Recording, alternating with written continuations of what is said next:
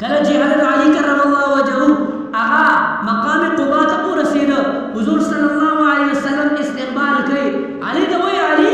وایي ته خو په ډېر زیات ستړی شوی څه تکلیف خو درته نه دی رسېدلی څه ضرر خو درته کفار قریش نه دی راکړی آیا تا ته څه نور تکلیف څه غم خو نه دی رسېدلی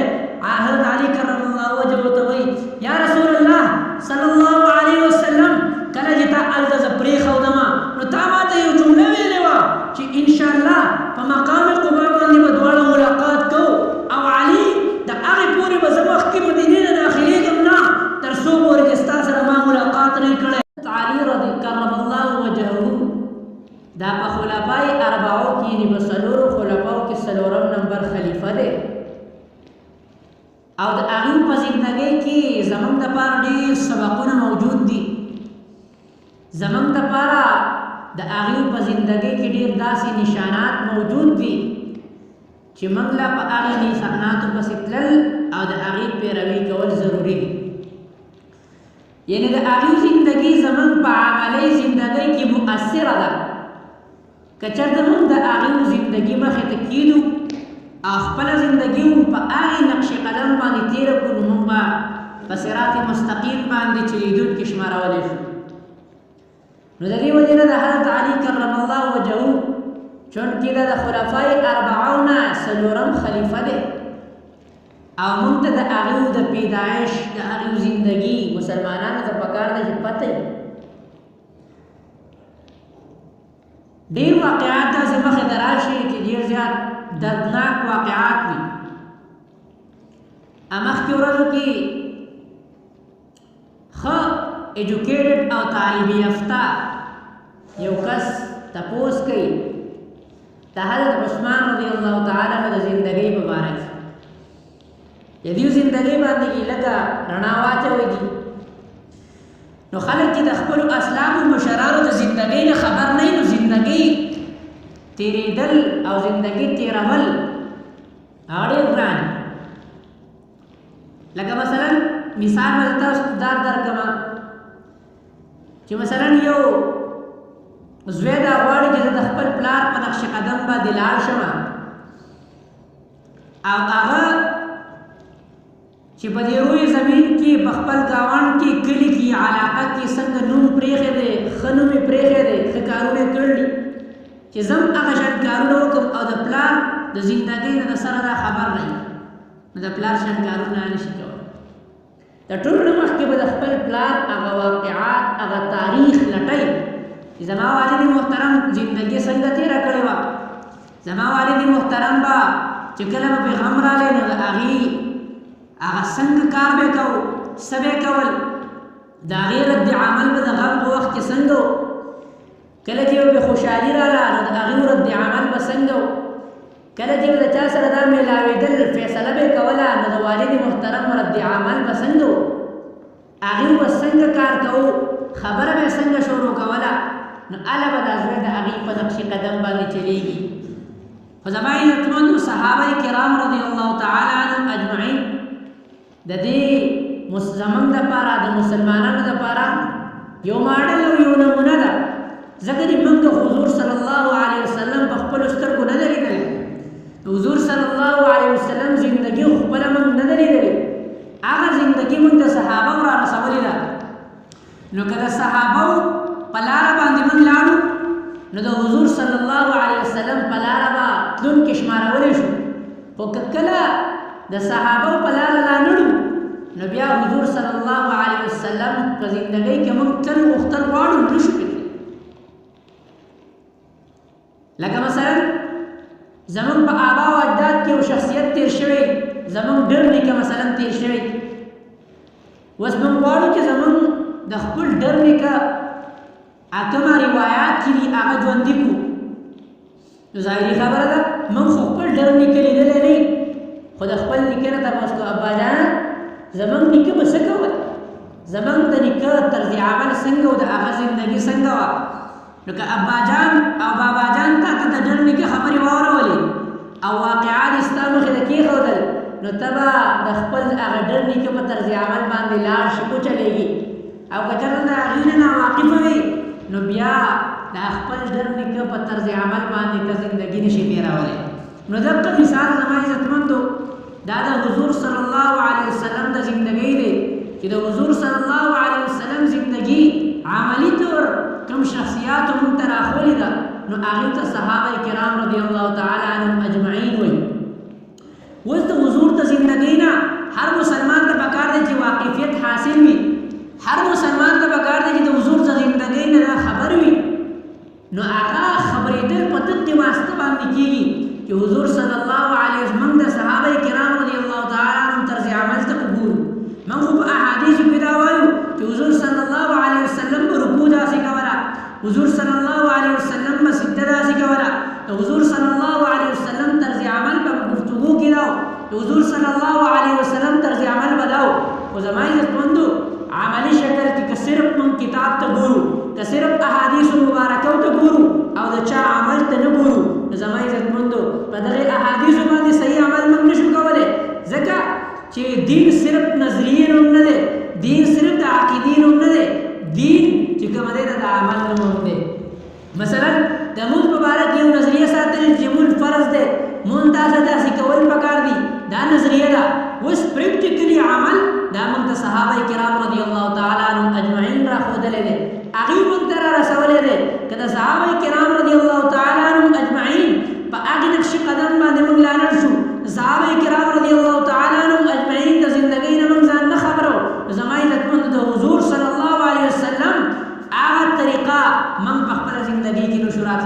راوستی. نو د ټولو نه مخکې به د صحابه کرام رضی الله تعالی عنهم اجمعین زندګي هغه ګورو، د هغې طرز عمل به ګورو او د هغې په واسطه به د حضور صلی الله علیه وسلم زندګۍ ته رسو. نو علي کرم الله وجهه دا په څلورو خلفاو کې څلورم نمبر خلیفه دی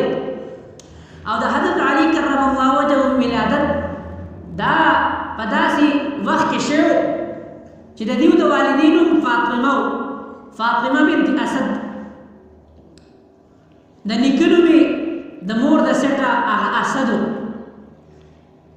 نو د دې والده وایي احادیثو کې دا قصه تاریخ واقعاتو دا قصه واقعه نقل کړې ده. د دیو فاطمه هغه دا خبره کوي وایي ما به د بوتانو عبادت کوو، په مکه کې یو مخصوص بتو زه د هغې عبادت ته یو ورځې لاړم. نو هلته چې ورسېدم مکې ته نو هلته ما ته د بچي د ولادت هغه تکلیف شروع شو. نو مخکې چې ما وکتل نو د کعبې مبارکې دروازه کولاو وه، زه سیده لاړم دننه کعبې ته. کعبه کې دننه د حضرت علي کرم الله وجهه هغه ولادت وشو. فاطمه وایي ما چې دا وکتل چې د یو بچي ولادت وشو نو ما هلته دا نه غوښتل چې زه دلته نور اوسېږم، حالانکې تلې د بوتانو عبادت له وه، خو په هغې وخت کې دا تصور موجود و چې د مسجد او د الله د کور پاکوالی ضروري دی. نو د دې وجې نه فاطمه وایي باوجود تا چې زه تللی وم د بوتانو عبادت له د بوتانو عبادت مې کوو، هلته د بچي ولادت وشو، خو ما په داسې حالات کې هلته اوسېدل غوښتل نه غوښتل. نو فورا د هغې ځای نه بچی مې راواخیستو او د بیت الله شریف نه بهر ته راووتم. نو زما عزتمندو مؤرخینو لیکلي را دي چې د حضرت علي کرم الله وجهه ولادت دا به بیت الله شریف کې شوی دی. خو زما عزتمندو یو دې کې یو سبب موږ ته موجود دی چې یو زنانه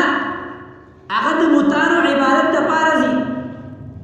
هلته د بچي ولادت کېږي، خو هغه بیا هم هلته په ناپاکۍ په حالات کې هلته اوسېدل نه غواړي، د ناپاکۍ په حالات کې هلته ژوند تېرول نه غواړي، بلکې د هغې ځای نه فورا وځي. نو زموږ دپاره هم دا سبب موجود دی چې موږ د اسلام او د حضور صلی الله علیه وسلم ناملی وایو، ځان ته مسلمانان وایو، د مؤمنان مؤمنۍ او د مسلمانۍ غټې غټې دعوې خو چې کله مسجد ته راشو آیا د مسجد د پاکوالي اهتمام من کوو؟ مسجد کې څه ګند پروت دی آیا د دې د صفایۍ اهتمام من کوو؟ نو زما عزتمندو زموږ دپاره غټ سبق دا موجود دی چې څنګه دا تصور د اسلام نه مخکې موجودو د مسجد د بیت الله او د الله د کور د پاکوالي نو دا اوس هم دغه موجود دی خو عمومي طور باندې موږ په دې کې غفلت کوو په دې کې غفلت نه دی پکار چې کله موږ یو ځای ته د الله کور ووایو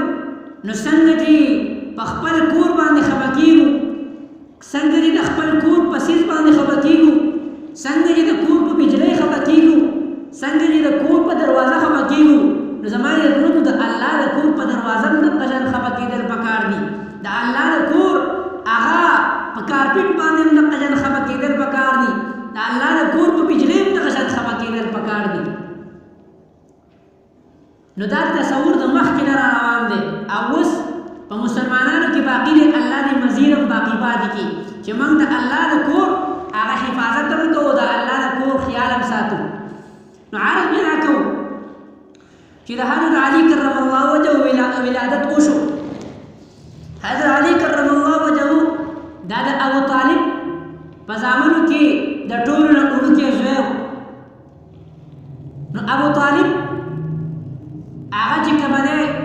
هغه حضور صلی الله علیه وسلم خپل ترو نو د حضرت علي رضی الله تعالی عنہ سره د حضور صلی الله علیه وسلم رشته دا شوه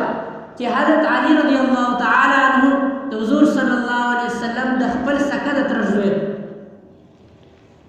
نورم در اصل کې د عبد المطلب د هغې چې کومه دی درې زامن نور ډېر زامن په تاریخ واقعاتو ذکر کړي چې ډېر زامن د هغې لس زامن یولسو پورې راځي په تاریخ کې خو د حضور صلی الله علیه وسلم خپل سکه ترونه درې یو زبیر یو عبد مناف یعنی ابو طالب او یو د حضور صلی الله علیه وسلم پلار عبدالله دا درې خپلو نور چې کومه دی مور شریکو هغه 11 یا 12 په روایاتو کې راځي خو حضرت علي کرم الله وجهه د حضور صلی الله علیه وسلم د خپل د تر زوی دی سکه نو ابو طالب روایتو کې راځي چې ابو طالب معاشي حالات لږ ښه نه نو چې کله حضور صلی الله علیه وسلم چونکې د ابو طالب سره د هغې په کفالت کې لوی شوي نو چې کله د هغې اولاد هم ډېرو او مالي حالات هم ښه نو نو د دې یو یو بچی هغه ورېرونو دغه شان ترونو واخېستو د هغې کفالت یې کوو نو حضور صلی الله علیه وسلم د حضرت علي کرم الله وجهه په خپل کفالت کې واخېستو د هغې کفالت یې کوو او حضرت خدیجه رضی الله تعالی عنها چې هغه د حضور صلی الله علیه وسلم د ټولو نه اولنۍ بیبي وه هغه د حضرت علي کرم الله وجهه هغه کفالت او پرورش کوو او د هغې په غېږ کې هغه لویده تر دې پورې چې روایاتو کې راځي چې کله 7 کاله شو نو هغه اسلام قبول کو د اسلام ابتدایي حالاتو حضور صلی الله علیه وسلم په ښکاره باندې دعوت شروع کړی نو پټ په پټه به خلکو ته دعوت ورکو وخت داسې راغی چې حضور صلی الله علیه وسلم حضرت علي کرم الله وجهه ته یو ورځ د الله توحید بیان کو او هغه ته وی چې الله یو دی دا د مکې نه خلک چې د کومو بوتانو عبادت کوي نو د دې نه هیڅ نه کېږي دا په خپله تراشي دا بوتان په خپله جوړوي او باوجود د دومره کم عقلتوب د هغې عبادت هم بیا کوي حضرت علي کرم الله وجهه د حضور صلی الله علیه وسلم دغه دعوت هغه ومانه چونکې پرورش یې په داسې ګرانه کې او په داسې کور کې شوی د حضرت خدیجه رضی الله تعالی عنها شان زنانا دا غي پرورش کړو حضور صلی الله علیه وسلم زری کفالت پاتې شو نو فورا هغه بالکل دا حقا سچا صحیح خبره ده چې دا بوتان دی په خپل جوړي بیا یې وړي الته د هغې عبادت کوي بیا ورته مخې د هر څه کېږي د خوراک استطاعت پکې نشته د تلو استطاعت او طاقت پکې نشته نو دا به موږ له سره راکړي نو بیا په نن له هغې ته دعوت ورکړی شو او په سبا سهار باندې ورته حضرت خدیجه رضی الله تعالی عنها کلمه وویله او هغه مسلمان شو دا یو تاریخي واقعه مؤرخینو ذکر کړې ده خو یو واقعه بل هم چې ډېره زیاته مشهوره ده او موږ به تاسو اورو بار بار چې حضور صلی الله علیه وسلم هغه دا حکم رالی وانذر عشیرتک الاقربین خپل نږدې رشته داران وویروه حضور صلی الله علیه وسلم ته الله دا حکم ورکړو یعنی په نږدې رشته دارانو کې علی الاعلان تبلیغ شروع کړه حضور صلی الله علیه وسلم هاشمی خاندان راوغوښته خپل ترونه راوغوښتل نږدې رشته داران یې راوغوښتل په هغې کې دا اعلان وکړو چې ای زما خاندانه الله ماته نبوت راکړی دی الله ماته رسالت راکړی دی څوک به زما تایید کوي څوک به زما سره وي نو حضرت علي کرم الله وجهه د جسم نه ډېر کمزوری ډېر وړوکی د قد نه ډېر زیات وړوکی او یو کمزوری بچی د 7 کالو ماشوم په دغې مجمع کې باسي او دا اعلان کوي یا محمد اے حضور صلی الله علیه وسلم یا محمد که دا ټول قریش ستا مخالفت کوي دا ټول مکه ستا مخالفت کوي ټول عرب ستا مخالفت درپسې شي نو زه ستا تایید کوم زما ژوند هم ستا سره دی زما چې کوم دی مرګ هم ستا سره دی ستا په نبوت باندې ستا په ذات باندې زه خپل ځان قربانوونکی یم زما عزتمند ته یو واقعه داسې ذکر کېږي چې حضرت علي کرم الله وجهه په دغې وخت کې اسلام چې کوم دی راوړی دی خو په دې ټولو واقعاتو کې علامه انور شاه کشمیري صاحب رحمت الله علیه یو تطبیق ورکوي وایي حضرت علي کرم الله وجهه اسلام مخکې راوړی کومه چې واقعه مخکې ذکر شوې وه حضرت خدیجه رضی الله تعالی عنها ورته په کور کې کلمه ویلې وه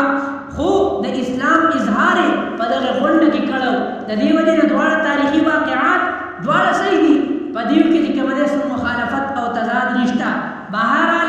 زما عزتمندو حضرت علي کرم الله وجهه هغه چې کوم دی اسلام راوړ د حضرت علي کرم الله وجهه نوم چې کوم دی هغه د دیو مور یې خو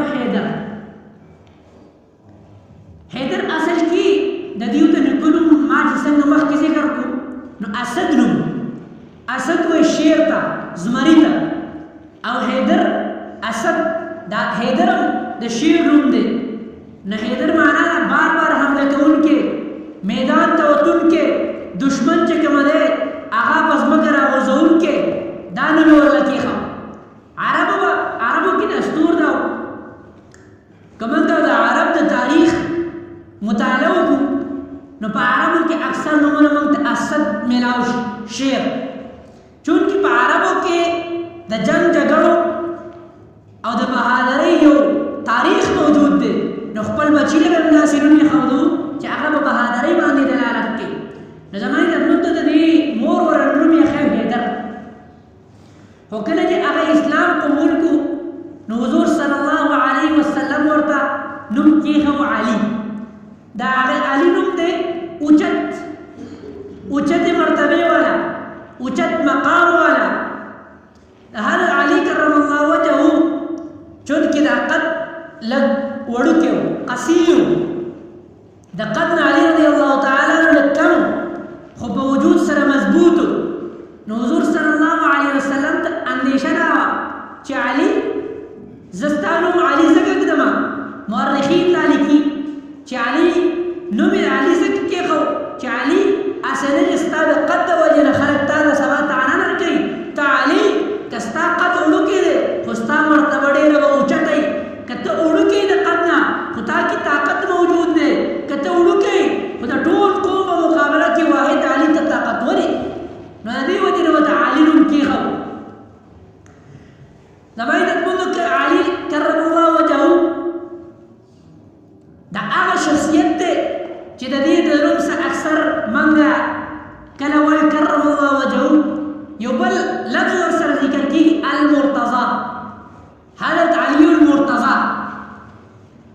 نو دا مرتضی